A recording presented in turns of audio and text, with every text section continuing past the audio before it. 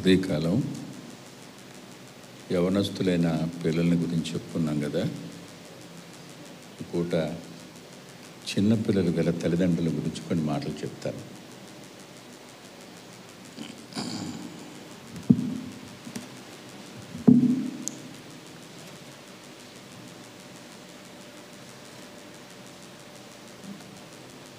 దేవుడు మీ చేతులకు ఎవరిని అప్పగించాడని మీరు అనుకుంటున్నారు?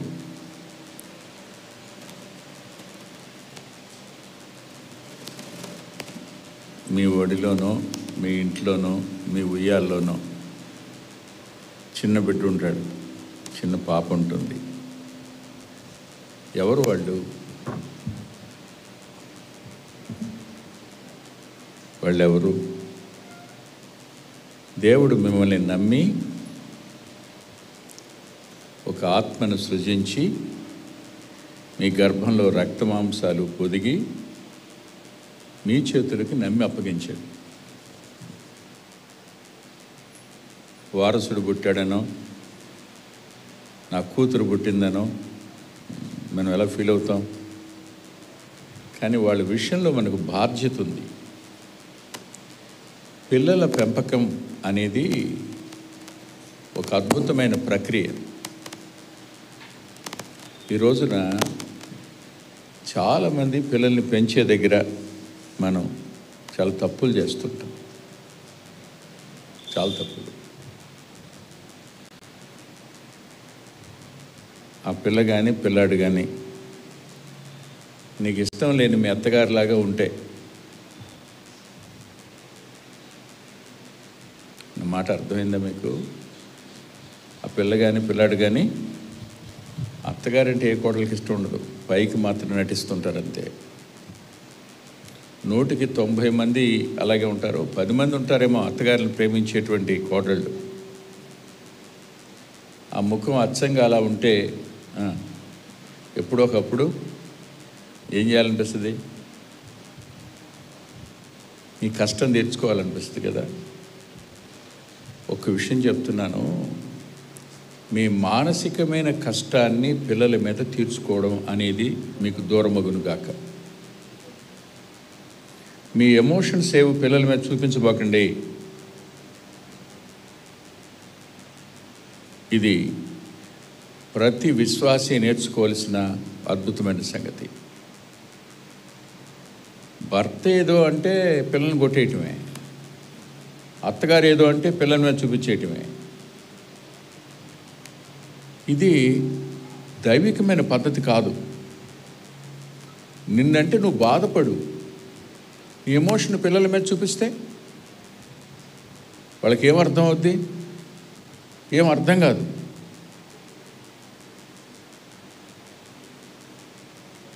దేవుడు మన చేతికి వాళ్ళనిచ్చి ఎలా పెంచమన్నాడు చూడండి. ఎలా పెంచమన్నాడు? కొలసీ పత్రికలో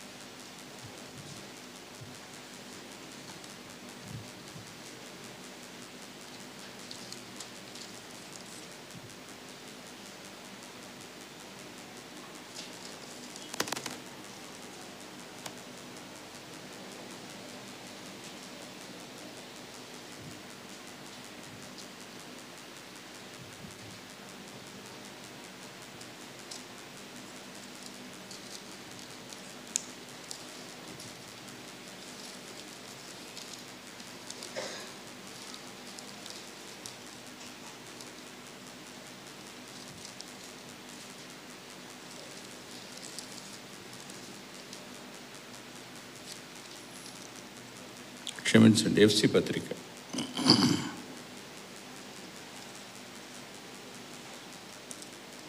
6వ అధ్యాయం 4వ వచనం.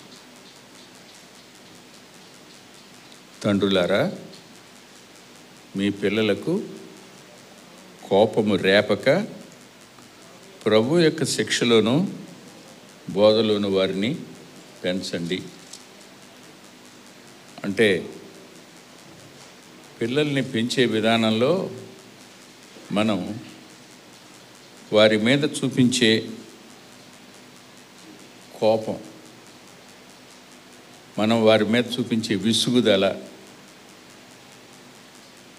పిల్లలు లేనప్పుడేమో లేరని ఏడుస్తారు, పుట్టి వాళ్ళు పెరుగుతుంటే మాత్రం వాళ్ళు చేసే చేష్టలు, వాళ్ళు చేసే పనులు, అవునా, కోపం వచ్చేస్తుంది. మీకు కోపం వచ్చేసి వాళ్ళని ఎలా చూస్తారు, ఎలా మాట్లాడతారు, ఎలా అంటారు, ఎలా కొడతారు, ఒకసారి ఆలోచన చేయండి. మీకు తెలుసా, మీరు కోపడుతున్నారు అనగానే వాళ్ళ హృదయాలను మూసేస్తున్నారు. మీరు కోపడ్డారు, మీరు కొట్టారు, ఇంకా వాళ్ళ మనసు నీ విషయంలో మూసుకుపోద్ది. నువ్వేం చెప్పినా వాళ్ళు వినరు, నీ శిక్షను వాళ్ళు స్వీకరించరు. మీరు ఓ సీసా ఉందనుకోండి, దాని మూతి చాలా చిన్నగా సన్నగా ఉంది, మీరు అందులో పోయాలి. ఎలా పోయాలి? బొట్టు బొట్టు పోయాలి. అలా కాకపోతే 90 బయట 10 లోపల, అంతేనా? పిల్లల పెంపకం దగ్గర ప్రమాదం ఉంది. వాళ్ళు మీరు చెప్పిందంతా ఒకేసారి నేర్చుకోగలిగిన సమర్థత కలవాళ్ళు కాదు. వాళ్ళ అవగాహన ఎంత ఉంటుంది, వాళ్ళ మెదడెంత, వాళ్ళ శక్తి సామర్థ్యాలు ఎంత? 1, వాళ్ళ బలహీనులు. 2, వాళ్ళు మృదువైన వాళ్ళు. బలహీనులు వాళ్ళు, మృదువైన వాళ్ళు. వాళ్ళని మనం ఎలా చూడాలి, వాళ్ళకి ఎలా నేర్పాలి, అది తెలిసి ఉండాలి, ఖచ్చితంగా తెలిసి ఉండాలి. చాలామంది పిల్లల్ని బాధ పెట్టి, కష్టపెట్టి, కొట్టి, ఇబ్బంది పెట్టి, మీరు కోపంగా చూశారనుకోండి, వాళ్ళ ముఖాలు ఏమవుతాయి ఒకసారి చూడండి. మీరు మీ ముఖంలో మార్పు చూడగానే వాళ్ళు ఎలా అవుతారు? అమాయకంగా ముఖం పెట్టేస్తారు కదా. మీరు కర్ర తీసుకోగానే ఏమైపోతారు? వాళ్ళు గిలగిలగిలాడిపోతారు కదా. ఆ 2 ఏం చెప్తున్నాయో తెలుసా? మీ ఇంటికి కానీ ఏదైనా పార్సిల్ వస్తే పైన ఒక మాట రాసి ఉంటుంది, ఏమంటే ఫ్రెగైలేని. దాని అర్థం ఏంటంటే హ్యాండిల్ విత్ కేర్ అని. లోపల గాజు వంటి పాత్రలు ఉన్నాయి, జాగ్రత్తగా చూడండి అని. మనం ఫ్లైట్కి వెళ్ళేటప్పుడు కూడా మన సామాగ్రిలో ఈ గాజు సామాగ్రి ఉంటే పైన రాస్తాం ఫ్రెగైల్ అని. అంటే బాబు మీరు ఇసిరేయబాకండి, వీటిని జాగ్రత్తగా ఎత్తిపెట్టండి అని. అది పిల్లలు. చేతికి ఎంత దెబ్బ వస్తే అంత దెబ్బ కొట్టకండి, నోటికి ఎంత మాట వస్తే అంత మాట అనబాకండి. వాళ్ళు దేవుడు నిన్ను నమ్మించారు. సరే, నేను మీకు చెప్తాను, నన్ను తిట్టుకోకండి. అంటే మీలో చాలామంది కంటే పెద్దోడిని మాటలు చెప్తున్నాను. వాడు ఏం తినాలో మీరే నిర్ణయిస్తారు. వినాలి. వాడు ఏం తినాలో మీరే నిర్ణయిస్తారు. వాడు ఏం తినకూడదో మీరే నిర్ణయిస్తాడు. వాడు ఎక్కడ పండుకోవాలో మీరే నిర్ణయిస్తారు. అంతేనా కదా? వాడు ఏం ఆడుకోవాలో మీరే నిర్ణయిస్తారు. వాడు ఏ బట్టలు కట్టుకోవాలో మాట్లాడలా మీరే నిర్ణయిస్తారు. వాడి నిర్ణయం చెప్పండి. వాడి నిర్ణయం ఉండదు. ఎప్పటిదాకా?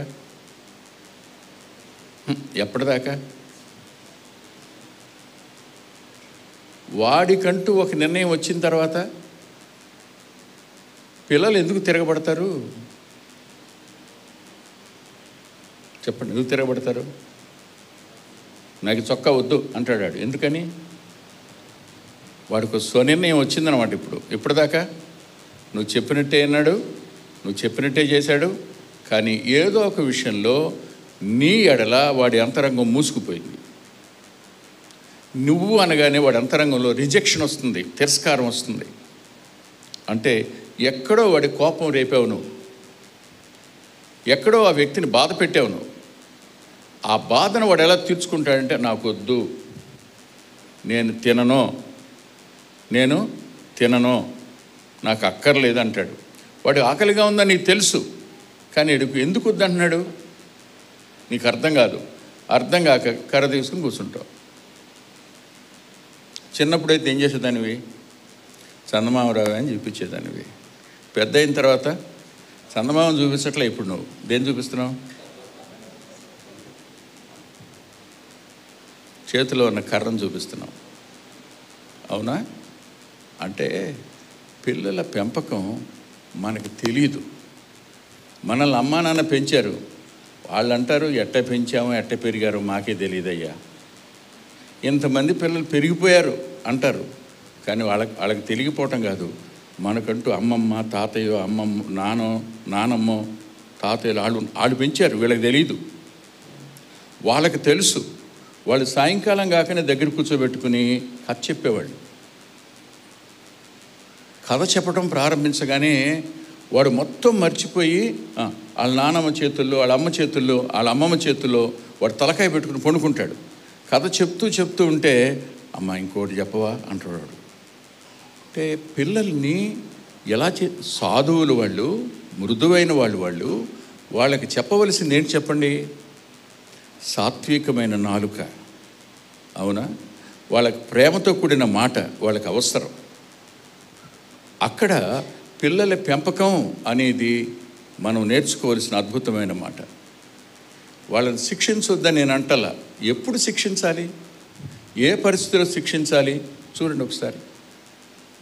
సామెతల గ్రంథం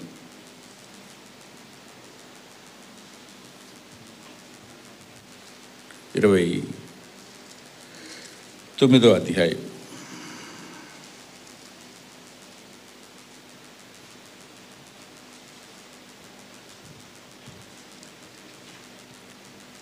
15వ వచనం చెప్తున్నాను. బెత్తము గద్దింపు జ్ఞానాన్ని కలుగు చేస్తాయి. అది ఎప్పుడు బెత్తం వాడాలి, ఎప్పుడు గద్దింపు ఉండాలి? అదుపు తప్పుతున్నాడు అనుకున్నప్పుడు. గుర్తుపెట్టుకోండి, అదుపు తప్పుతున్నాడు. ఈ అదుపు తప్పడం అనేది అసలు ఎలా జరుగుద్ది? మన మాటలు అర్థమవుతున్నారా మీకు? నిజంగానే తిట్టుకోవట్లేదుగా మీరు నన్ను? కొత్తగా పెళ్ళైన వాళ్ళు, చిన్న పిల్లలు ఉన్నవాళ్ళు తిట్టుకోవట్లేదుగా. ఎప్పుడు పిల్లలు అదుపు తప్పుతారో మీరు చెప్పండి. ఒక ఆమె ఇలా అంది, మా అమ్మ ఇంటికి వచ్చి వెళ్ళిందంటే ఇడు అదుపు తప్పుతాడని.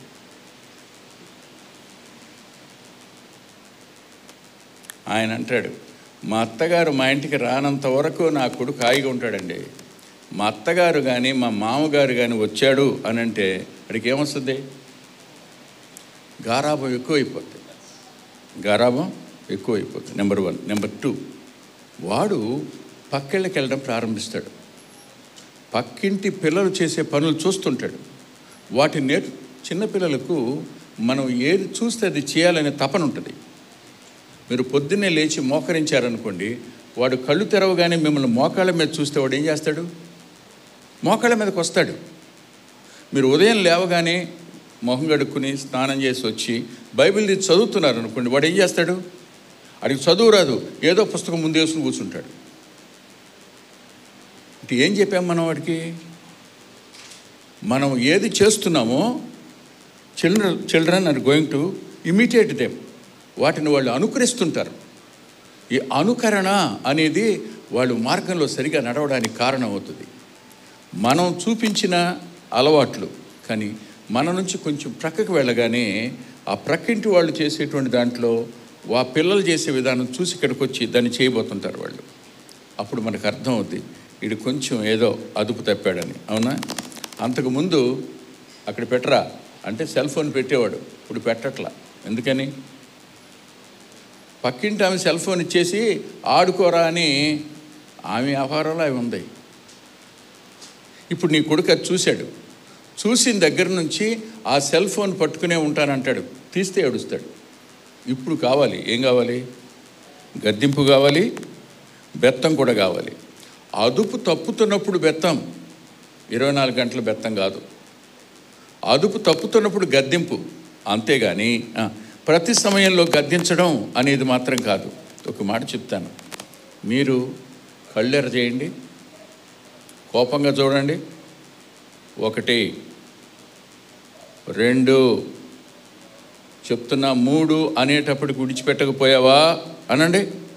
ఏమొస్తుంది? వాళ్ళకి భయం వస్తుంది. అంటే నువ్వు చూస్తూ మాట్లాడుతూ పిల్లల్ని క్రమశిక్షణ చేయగలిగి ఉండాలి. కర్ర తీసుకుని క్రమశిక్షణ చేస్తే ఎంతో కాలం ఉండదు. వాడికి 16 సంవత్సరాల ఆడు కూడా కర్ర పుచ్చుకుంటాడు. నీ మాట నీకు తెలుసా? ఇప్పుడు నా కొడుకు వాడికి 35 వచ్చినాయి, మా కూతురికి 26 వచ్చినాయి, చిన్న ఆమెకి 24. ఇప్పటికీ అంటాను, వాళ్ళు పెద్దోళ్ళు అయిపోయారుగా. 1 నానా, 2 సరే పక్కన పెట్టేసాలే అంటాడు. ఇప్పుడు పెద్దోడే, ఆడికి పిల్లలు ఉన్నారు. ఇప్పటికీ 1, 2, 3 సూత్రం పని చేస్తూనే ఉందా? పని చేయట్లేదా? పని చేస్తుంది. అదంతే. ఎందుకని? అందులో తండ్రి పిల్లల ఎడలు ఉండేటువంటి సంబంధాన్ని, గౌరవాన్ని మనం కాపాడుకున్నంతకాలం అది ఉంటుంది. అదుపు తప్పుతున్నారు అనుకున్నప్పుడు మాత్రం ఖచ్చితంగా బెత్తం వాడాలి. అలాగని ఎప్పుడు గుర్తుపెట్టుకొని ఇష్టం వచ్చినట్టు కొట్టబాకండి. పిల్లల్ని ఇష్టం వచ్చినట్టు కొట్టద్దు మీరు. నేను ఒక మాట చెప్తాను, చేత్తో పిల్లల్ని కొట్టడం మానేయండి. మళ్ళీ చెప్తున్నాను, డోంట్ యూజ్ యువర్ హ్యాండ్. నువ్వు కొడితే నీ కోపం ఏ స్థాయిలో ఉందో పిల్లలకి అర్థం అవుద్ది. మానసికంగా సెన్స్ అర్థమైపోద్ది. నువ్వు సన్నటి సో తీసుకో, మోకాలు నుంచి కిందకే కొట్టు పిల్లల్ని. ఎప్పుడు వీపు మీద కానీ పైన కానీ ఎప్పుడు దెబ్బ తగలనివ్వకండి పిల్లలకి. కిందే, ఇక్కడ ఎక్కడ వాళ్ళకి నష్టం ఉండదు. కానీ పిల్లల్ని కొట్టి వాళ్ళకి అవయవాలలో నష్టం కలిగించిన అమ్మా నాన్నలు ఎంతోమంది ఉన్నారు. జుట్టు పట్టుకుని ఊపేసేవాళ్ళు, గోడకేసి కొట్టేవాళ్ళు. ఇది కాదండి చేయాల్సింది. ఇది ప్రేమతో కాదు. దేవుడిచ్చిన పిల్లలు వాళ్ళు. ఒక మాట అంట, వాళ్ళు తప్పు చేశారు, నువ్వు కొట్టావు, నీ లోపలికి నువ్వు చూసుకో. ఆయన నేను ఎంత కొట్టాలి?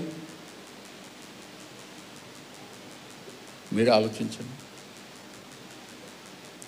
వాడు నీ జేబులో నుంచి ₹10 తీసాడని తెగొట్టేసావు నువ్వు. కానీ ఆఫీసులోంచి నువ్వు తెచ్చి కాగితాల సంగతి ఏంటి, పుస్తకాల సంగతి ఏంటి, పెన్నుల సంగతి ఏంటి? అవన్నీ కాదా మనం చేసేవి? కాదా? గుర్తుంచుకోండి, మాదిరి లేని క్రమశిక్షణ ఎప్పుడు ఉపయోగపడదు.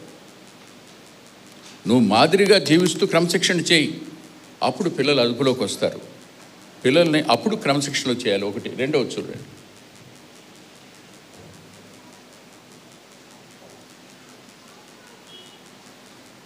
సామెతల గ్రంథం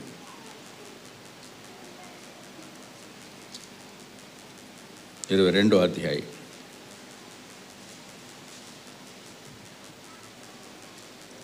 15వ వచనం.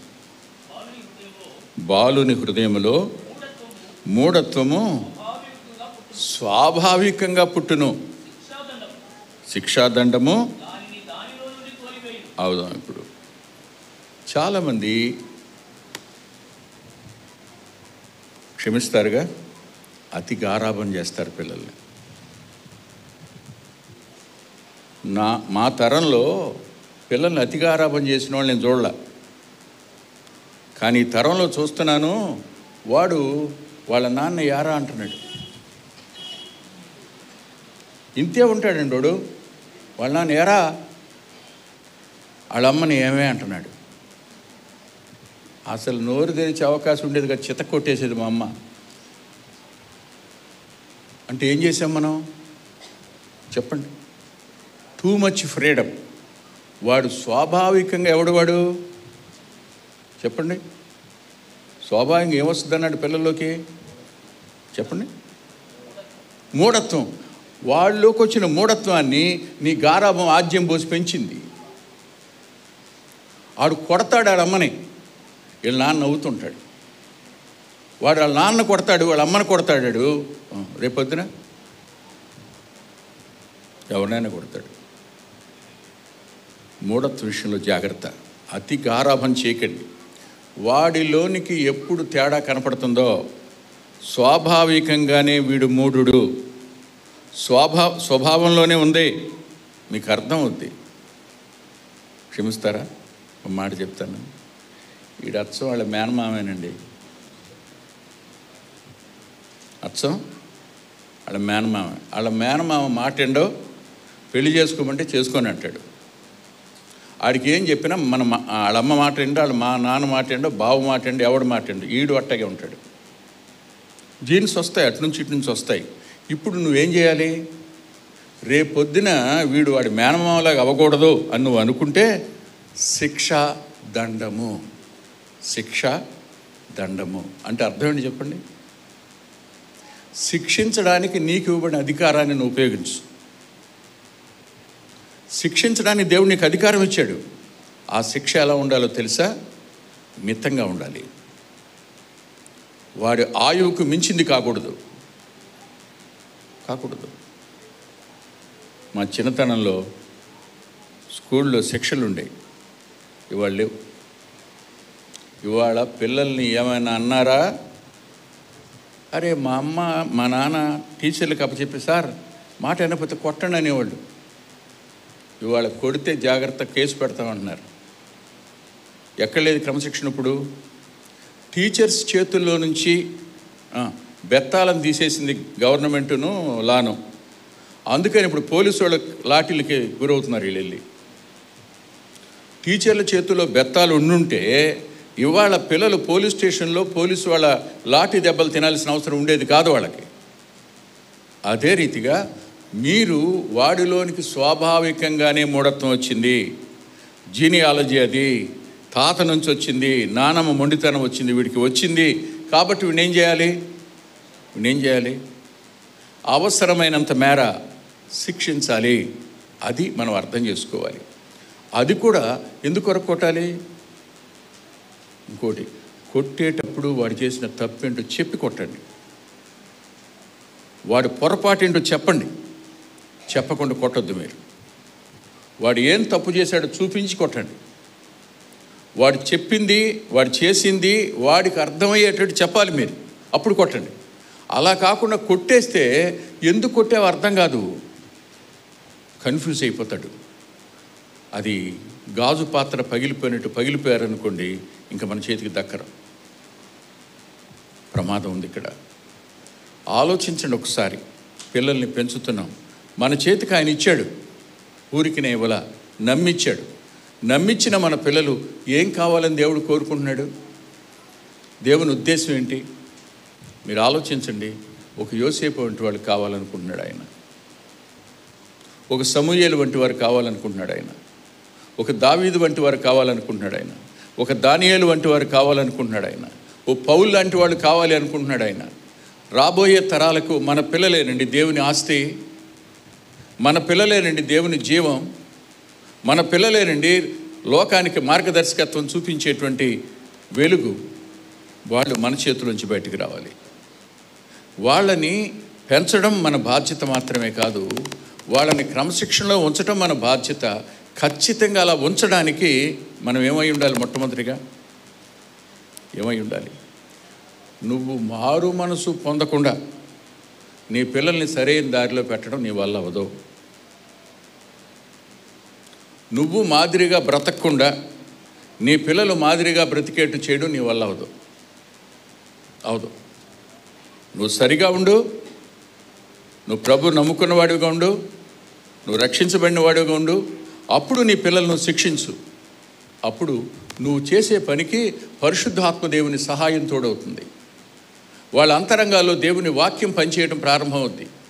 దేవుని కార్యం ఆరంభమై వారు సరవుతారు.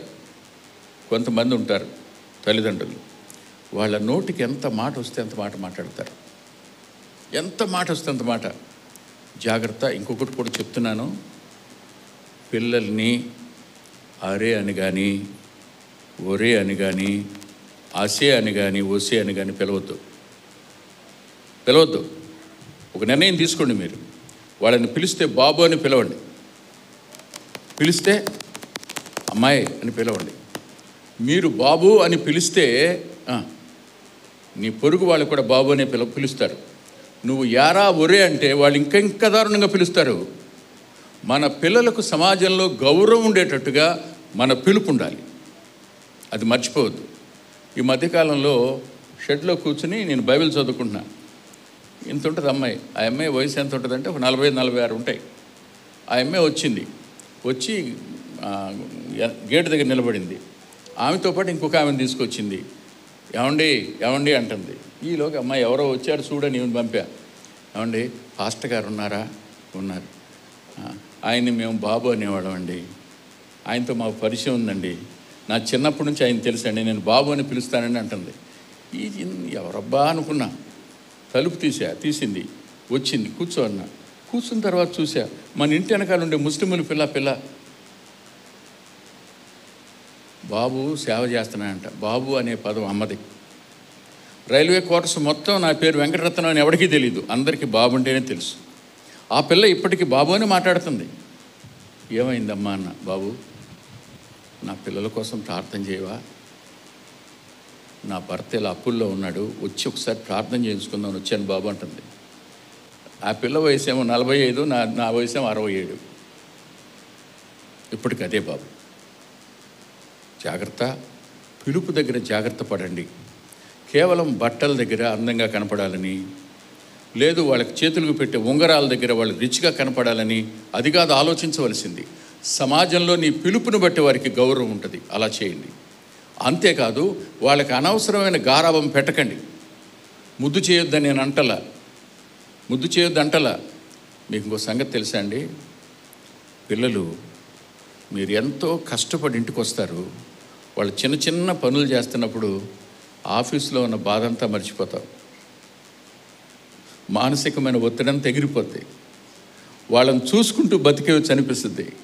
వాళ్ళ నవ్వు, వాళ్ళ అమాయకమైన పిలుపు అవన్నీ మనకు సంతోషాన్ని ఇస్తాయి. దేవుడు ఎందుకు ఇచ్చాడు వాళ్ళని? నిన్ను ఒత్తిడి నుంచి బయటకు తీసుకురావటానికి ఇస్తాడు పిల్లలనాడే, అంతేగాని ఇంకోట కాదు. వాళ్ళని నువ్వు దేవుని సంతోషపెట్టే వాళ్ళగా నువ్వు తయారు చేయాలి.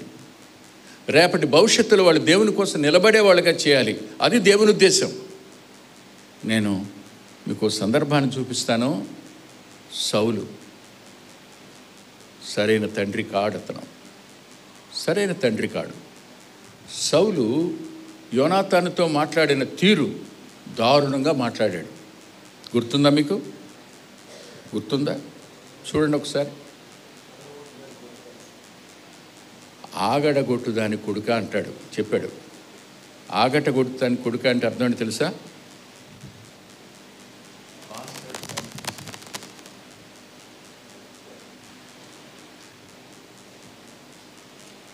ఆ పదం రాయడానికి ఇష్టం లేక అచ్చతెనుగు పదం రాశారు.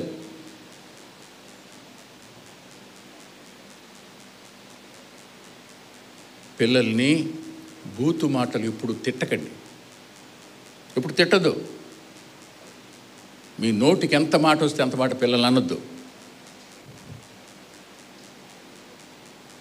మీరు అలా మాట్లాడడం ద్వారా ఏం చేస్తున్నారు వాళ్ళని?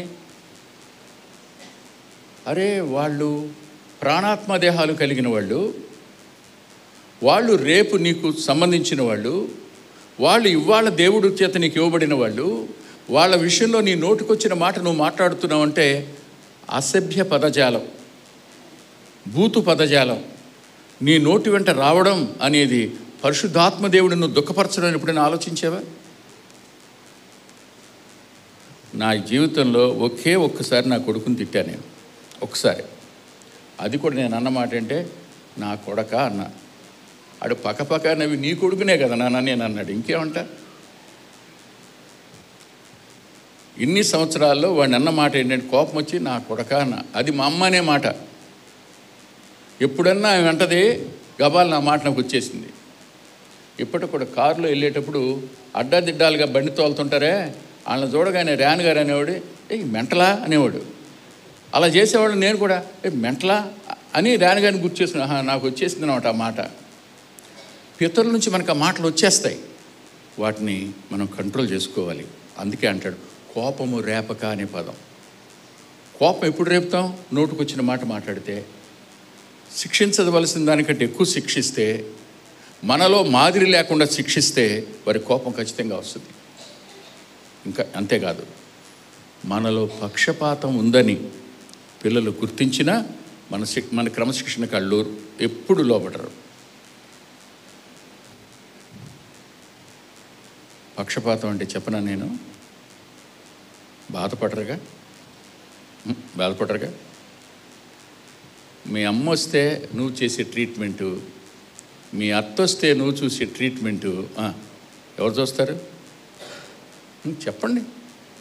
మొట్టమొదటిగా నువ్వు మీ అమ్మ మీద చూపించే ప్రేమను బట్టి మీ అమ్మ వైపుకి పిల్లలు మొగ్గుతారు. కానీ తర్వాత అర్థం అవుద్ది, నానమ్మ, మా నానమ్మ. ఇది పిల్లలు స్వతసిద్ధంగా వస్తుంది. అమ్మమ్మ వాడు ఏమంటారు? మీ ఇంట్లో మొక్కలు బాగున్నాయి అంటారు.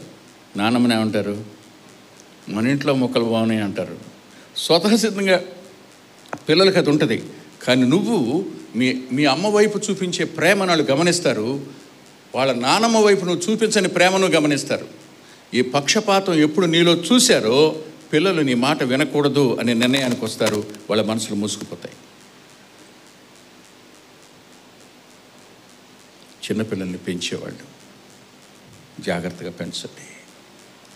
వాళ్ళు రేపటి దేవుని అవసరం.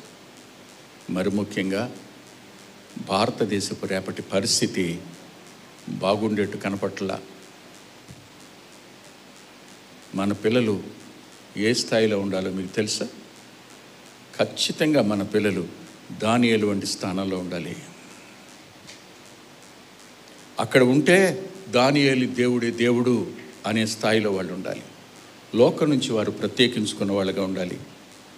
దేవుని కోసం తమను తాము ప్రతిష్ఠించుకున్న వాళ్ళగా మన పిల్లలు ఉండాలి. అలా ఉండాలి అంటే మీ పెంపకం, మీ ప్రార్థన, మీ క్రమశిక్షణ ఎంతైనా అవసరం. కానీ ఒకటి మాత్రం గుర్తుపెట్టుకోండి, వాళ్ళు దేవునికి చెందిన వాళ్ళని గుర్తుపెట్టుకోండి. ఆఖరి మాటలు చెప్పి బయలుదేరుతాను. నేను 5 గంటలకి గుంటూరులో వాకింగ్ చెప్పాలి. బయలుదేరుతాను. 5:30కి ఇస్తానన్నారు నాకు టైం వాళ్ళు. నా కోసం కూడా ప్రార్థన చేయండి. శక్తి లేదు ప్రయాణం చేయడానికి, నిలబడి మాట్లాడడం కూడా కష్టంగానే ఉంది. ఒక మాట చెప్తాను, అదేంటంటే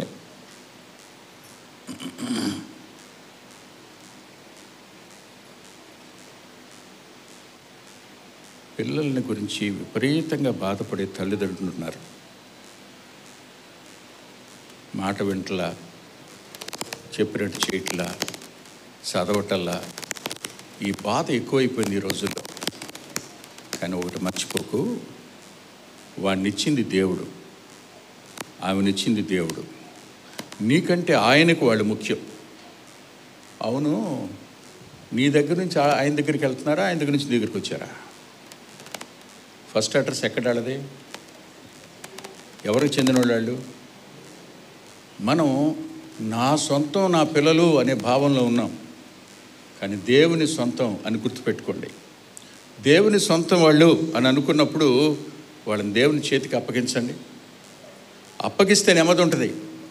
మన చేతిలో పెట్టుకుంటే ఆందోళన ఉంటుంది. దేవుని చేతికి అప్పగించి మీ వంతు మీరు ప్రార్థించండి. దేవుడు కార్యం చేస్తాడు. విడిచిపెట్టడు ఆయన, విడిచిపెట్టడు. రాశాడు ఆయన, సంచల హృదయులను ఆయన గుణపరుస్తాడు అని.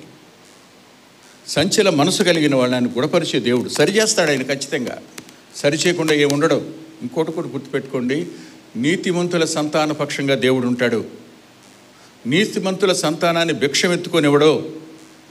నీతిమంతుల పిల్లలందరూ ఉపదేశం పొందుతారు. ఇందులో అనుమానం లేదు. వాక్యాన్ని నమ్మండి, దేవుణ్ణి నమ్మండి. పిల్లల విషయంలో భయాలు ఉంటే దేవుని ముందు పెట్టండి. దేవుని ముందు పెట్టండి. పెట్టి, బాబు వీడికి ఏం చెప్పాలో, ఏ మాట చెప్పాలో నువ్వు నా నోట ఉంచని అడగండి. వీడిని ఎలా క్రమశిక్షణ చేయాలో నాకు నేర్పని అడగండి. నేర్పుతాడు ఆయన, ఖచ్చితంగా నేర్పుతాడు ఆయన. ప్రార్థన చేసుకుందాం. మరి ప్రేమ గల తండ్రి, పరిశుద్ధుడైన దేవ, కృప కలిగిన మీ హస్తాలకు, జాలి కలిగిన మీ హస్తాలకి ఈ కొద్ది మాటలని అప్పగించుకుంటూ మీ ఆత్మచేత మీరే సంధించి విన్నవారి అంతరంగాల్లో 1-2 మాటలైనా నిలిచి ఉండడానికి సాయం చేయమని వెనక మాట్లాడేటువంటి నీ దాసుని బలపరిచి వాడుకోండి. యేసుక్రీస్తు ప్రభువారి పేరిట ప్రార్థిస్తున్నాం తండ్రి, ఆమేన్.